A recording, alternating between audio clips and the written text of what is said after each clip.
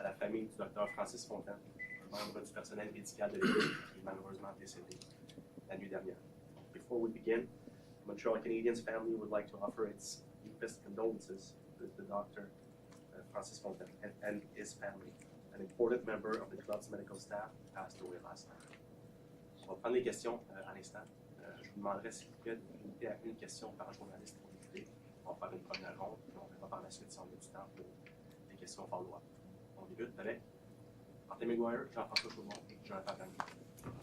Bonjour, Ken. Bonjour, Martin. Qu'est-ce que tu peux nous dire sur la transaction de Jake au New Jersey? Est-ce que vous gardez une partie du salaire, une condition attachée au choix de repêchage? Qu'en est-il exactement? C'est quoi les conditions? Quelles sont les conditions? Est-ce que vous gardez une partie du salaire de Jake? Oui, on garde 50% de son salaire. S'il joue 40 games l'an prochain, puis font les séries, ça devient un choix de deuxième ronde. C'était nécessaire pour la compléter cette transaction-là, Ken, que vous arriviez à ça? Oui. Jean-François.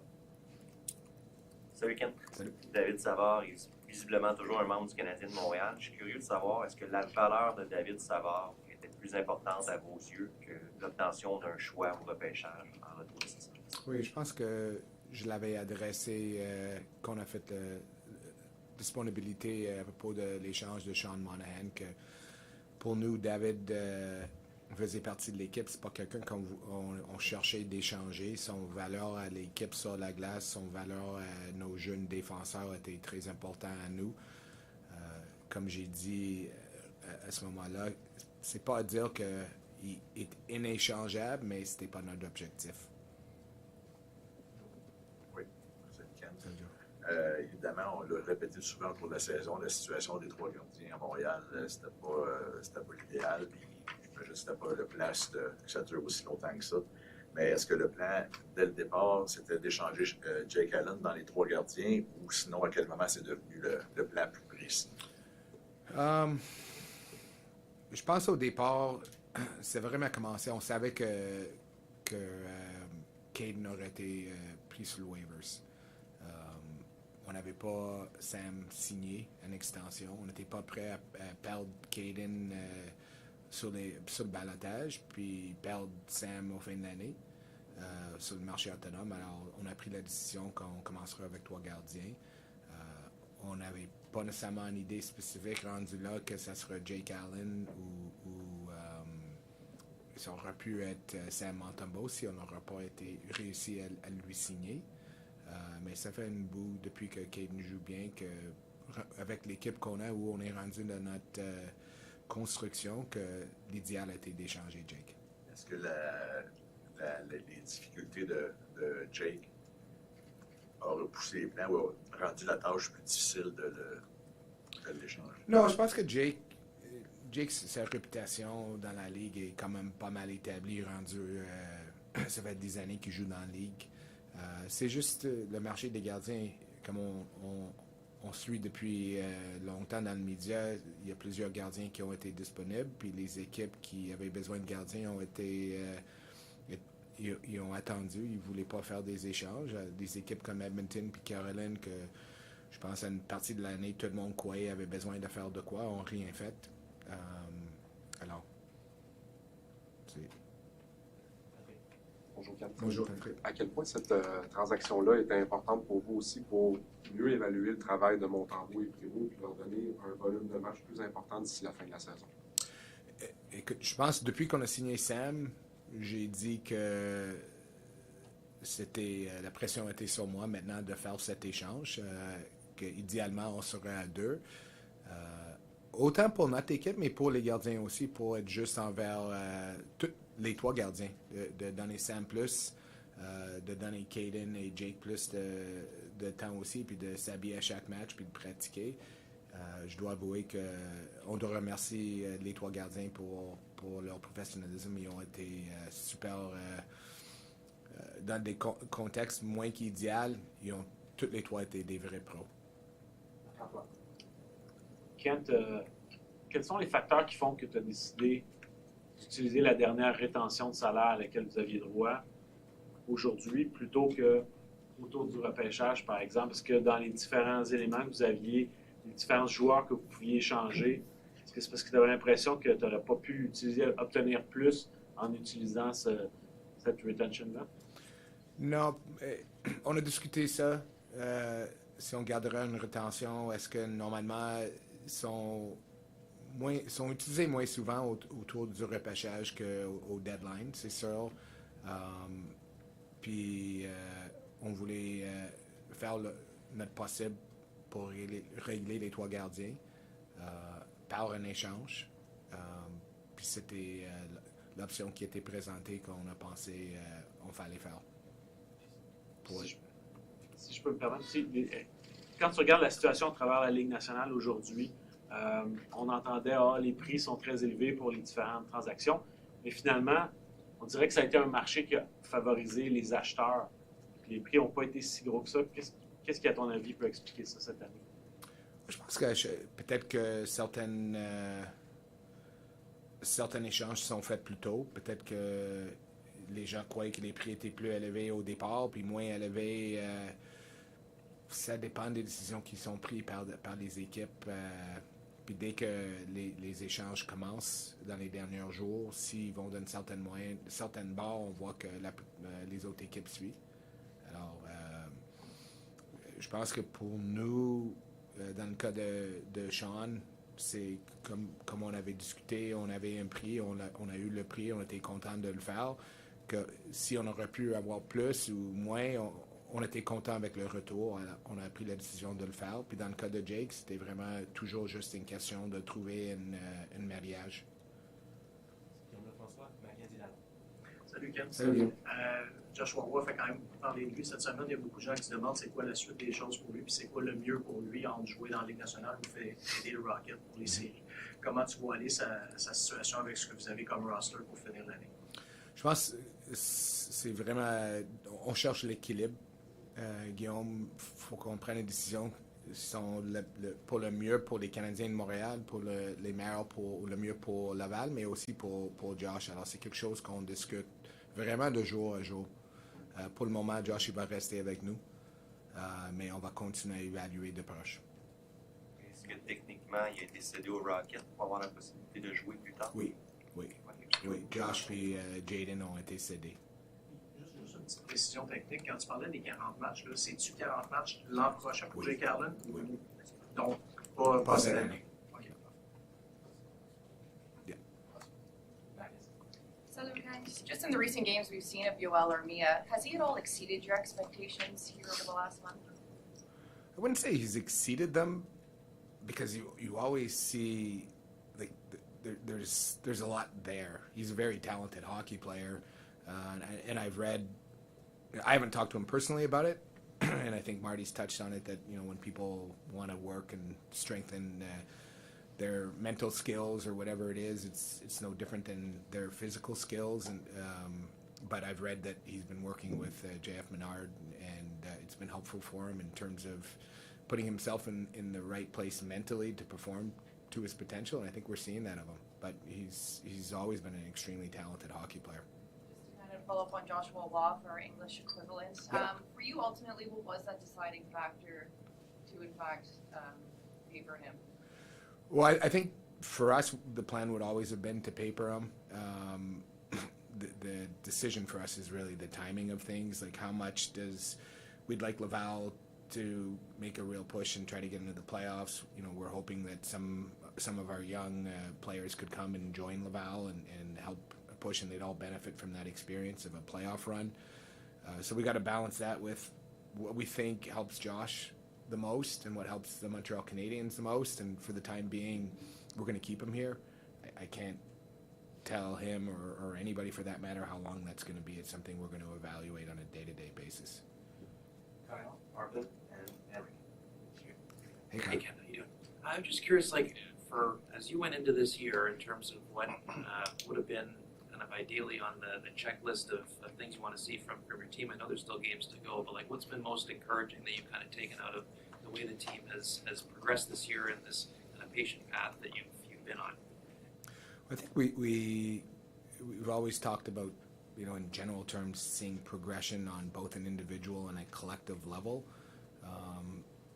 And we understand that both individually and collectively, that's not a linear path, right? With young hockey players, consistency is always one of the last things to come. Learning how to do it night in, night out, learning how to do it under less than ideal, fatigue, travel, whatever that may be. But we've seen, I feel like especially now, we're starting, so we've seen Slav, have a nice run, slow a little bit. And I think all those things are natural. Like, you start to have success as a young hockey player, and then you have a dip, and it may be for a variety of reasons, including getting away from what led you there in the first place. And that's why, in large part, it's not just our coaching staff, but players like David Savard that are so helpful to our young team as a whole, and particularly our young defensemen, and just trying to keep them on the right path. It may be technically what they're doing as hockey players. It may very well be mentally. Like, you hear a lot, like, park your mistake. We got 40 minutes left to play. Don't worry about it. Those things are pretty meaningful to a young defenseman when you think about you're playing in front of 19,000 people and all the pressure until you're used to it. So I think we've seen growth individually in our guys. There have been ups and downs, whether it's Slav or Arbor or any of the other guys. But I think by and large we're seeing a progression, and it's starting to help us form a view of what our team could look like and what we need. I guess just a specific one. I know that I assume it's important to the organization that Laval make the playoffs. Did you have any opportunities today that might have forced you to bring a player up from Laval and you didn't do it just to avoid that? Was that on the table today, and did you make a decision like that? No, but I think maybe we talked about it internally, like, if this happens, what are we going to do? But it didn't end up happening. In retrospect, like you said, you took the deal that was on the table from Monahan at the time, the value that you were hoping to get back for the player. When you see the way the market shifted over the last week, did it reinforce to you the timing of making that move? You know what, to be perfectly honest, I feel like you make decisions at a time with the information you have at that time. And sometimes we're going to be more right, and sometimes we're going to be a little more wrong. I don't really... I try to stay with the facts we were dealing with at the time, that we made decisions, and not look in the rearview mirror and worry about whether we did it right or we did it wrong. So would we have done better or worse for Sean if we waited? I don't know. But we're happy with the trade. We were at the time, and we're happy to see Sean having success too.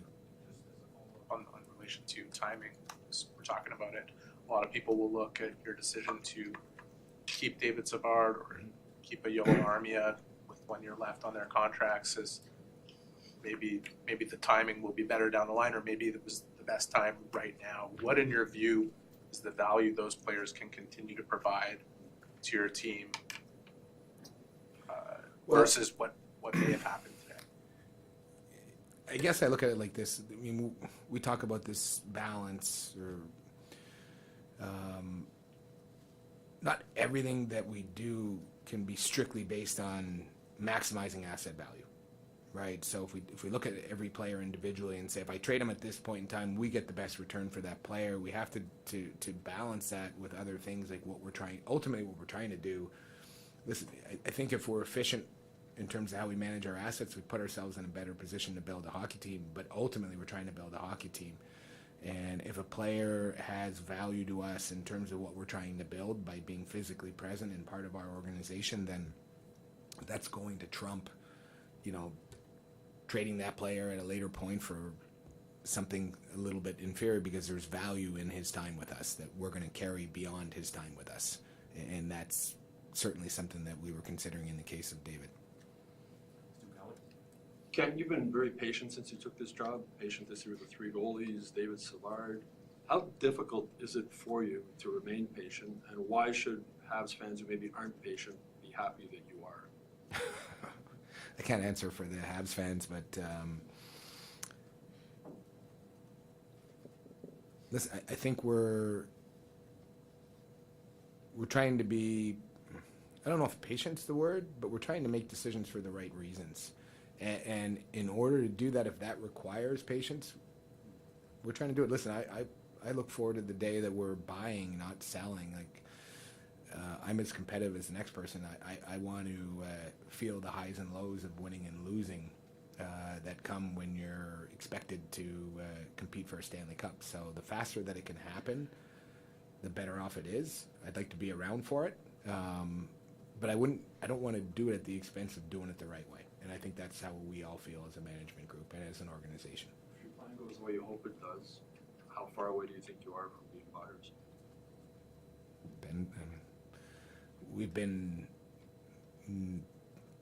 I guess we've been buyers to a certain degree at the drafts and been sellers at the trade deadline. So if we see an opportunity again to draft, we'll look to continue that path. And then, the being a buyer at the trade deadline really depends on the performance on the ice. I don't know if I can give you that answer right now. Anthony, Alexis et Simon. Bonjour Ken. Bonjour Anthony. On parlait de Jake Allen, David Savard. Je suis juste curieux de savoir à quel point ton téléphone a sonné pour d'autres joueurs de l'équipe. Est-ce qu'il y a eu beaucoup de demandes pour d'autres joueurs? On a eu des appels pour d'autres joueurs, mais pour la plupart, on les a dit que c'est pas des joueurs qu'on cherchait à échanger, alors, mais qu'on était prêt à écouter des offres. C'est pas passé à l'étape où on a eu des offres. Juste une petite question sur Cole Caulfield. Il dispute cette année sa première année de contrat. Il produit moins en termes de buts que ses 2 premières années dans la Ligue. C'est quoi ton évaluation globale de son jeu? Je pense que Cole, c'est sûr qu'il a moins de buts, probablement plus de passes qu'on attendait de lui. On dit toujours, je trouve qu'une des choses qui est plus difficile à avoir, c'est constant, c'est un marqueur de but. Comme les gardiens, c'est vraiment plus difficile à le faire d'une année à l'autre. On n'a pas vu beaucoup comme Ovechkin qui l'ont fait d'une année après l'autre, mais je suis confiant que Cole est un buteur. Il a toujours été dans sa vie. Puis je suis confiant qu'il va continuer à scorer des buts dans le futur. Alexis, Kent, vous avez parlé un peu de la valeur, la gestion de vos assets, de trouver le bon moment pour faire un échange. Concernant Ylönen et puis la gestion des 3 gardiens, en quoi le fait d'avoir attendu jusqu'à aujourd'hui, selon vous a peut-être permis de maximiser sa valeur versus peut-être les côtés négatifs d'avoir géré avec 3 gardiens pendant les 5 premiers mois de la saison? Ça n'a pas été notre décision. C'est juste qu'il n'y avait pas d'échange à faire. Donc, de ce que vous dites, il n'y avait pas de marché pour un gros gardien jusqu'à les dernières semaines. Ça fait des mois qu'on parle avec des équipes, mais c'est vraiment cette semaine que les offres ont rentré. Tu en avais parlé, je pense que c'était à la mi-saison, sur le fait que tu ne sentais pas d'urgence d'échanger les défenseurs, mais néanmoins, tu en as déjà beaucoup sur ton roster, puis probablement que Ylönen, on imagine, pourrait arriver d'ici la fin de la saison. Est-ce que tu as essayé ou est-ce que tu aurais souhaité de te libérer d'un défenseur au cours des derniers jours? Pas autant pour nous de faire un échange pour créer la place. On n'est pas pressé dans le sens que ce n'est pas nécessairement un échange qui se fait au trade deadline. C'est plutôt quelque chose qui pourra se faire au repêchage ou pendant la saison. Alors, normalement, le trade deadline, c'est les acheteurs puis les vendeurs. Il n'y a pas beaucoup d'échanges, on dit, les gens l'appellent des hockey trades. On discute avec les équipes toute l'année. Si on trouve une qui fonctionne pour les 2 côtés, c'est sûr qu'on l'aura faite. Mais ça ne nous empêche pas de le faire au mois de mai, au mois de juin, au mois de juillet, ou quand on trouve une bonne échange. Ton off-season commence maintenant. Oui. Oui et non. On a un autre, 25, 19 maintenant. 19 games, le moins de 18 ans, puis on continue on se prépare. Alors, en saison, puis dans l'étape où on regarde toujours dans le futur aussi. On termine avec Daniel Rainbird et les follow-up de Martin McGuire, Patrick Ylönen et Anthony Massot. Hi, Kent. Hi. Just a word on Jake Allen in English. What did you think of his time here, and what went into the decision to trade him? Jake, we traded two really, really good human beings, two great professionals. I'm sure all of you that are around the team on a consistent basis know that. I mean, Jake has been so professional from the time that I got here, and his efforts and concerns weren't just around Jake Allen and his performance in net. It's like he's taken ownership of this team and trying to help us put it in the right direction for what we want to accomplish, knowing that he wouldn't be here for it, whether we kept him for the remainder of his contract or not. So I can't say enough good things about Jake. He was great in net for us. He was great in the locker room. He was a great leader, and he was a great member of the community, and he's going to be missed, as was Sean. And the decision to trade him, what went into that? Well, I think I touched on it, I guess maybe in French, but we had three goalies. We had Montembeault, who could have exited as an unrestricted free agent at the end of the year. We weren't ready to risk losing Caden with the information we had. We probably would have lost him on waivers. So, you know, we ended up in a situation that we were in where we had to have three goalies, and as during that time, Caden did well, and you know, led us to feel more comfortable that he was ready for more regular NHL action. And given where we are and the age difference of the three goalies, Jake became the more likely candidate to be traded. Kent, je ne te cacherai pas qu'il y a beaucoup de la confiance de vos amateurs sur ce que vous êtes en train de faire, votre chantier qui repose sur Martin Saint-Louis et son association avec le Canadien. Je ne sais pas si je me trompe, mais un entraîneur qui entame sa dernière année de contrat, c'est jamais l'idéal. Est-ce que pour toi, tu es dans une situation comme ça avec Martin? Est-ce que pour vous autres, c'est important qu'il soit associé à long terme avec le Canadien à partir de ce que vous avez comme évaluation de son travail, et qu'est-ce que tu as comme calendrier pour le faire? On est très content de son travail, pour commencer. Puis on a une très bonne relation. Alors, je ne suis pas inquiète qu'on va s'arranger que Martin reste avec nous, mais ce n'est pas de décision qu'on a pris à date. Puis je ne pense pas que Martin est inquiète non plus. On termine avec Arpin et Patrick.